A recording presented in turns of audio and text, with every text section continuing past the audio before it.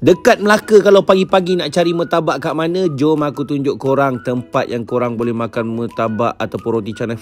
Sedap betul. Simple saja, korang waste ataupun korang cari je ni restoran nasi biryani Haji Tambi. Sebab apa korang kena breakfast kat sini? Sebab makanan dia memang sedap. Pagi-pagi memang sedap. Dan korang kena cuba dia punya teh tarik. Memang sedap. Ada medan selera dekat sana tu, korang akan nampak terus restoran nasi biryani Haji Tambi. Kalau makanan tengah hari, kena rasalah nasi biryani dia. Dah sampai dah dia punya teh tarik dia. Kita orang ni bayangkan satu meja kena order teh tarik dia, memang sedap betul. Lepas tu korang kena cuba murtabak dia, sebab murtabak akan makan dengan ikan asam pedas dia. Ya Allah, memang sedap. So trademark orang Melaka, mana ada makan dengan dal, kita makan dengan asam pedas ni, korang kena cuba. Lepas tu asam pedas kambing pun kena rasa. So basically banyaklah lauk, makan dengan asam pedas ni memang sedap.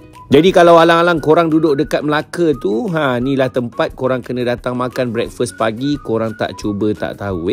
Kebetulan hari ni rezeki kita makan bersama Habib Alwi daripada Indonesia pun suka juga makanan dekat restoran ni. Alhamdulillah. Layanan owner dia memang terbaik. Korang minta je apa, nanti sampailah dekat sini. Roti canai dia pun lembut, sedap, dan korang memang kena datang makan dekat sini. Apalagi follow aku dan save video ni.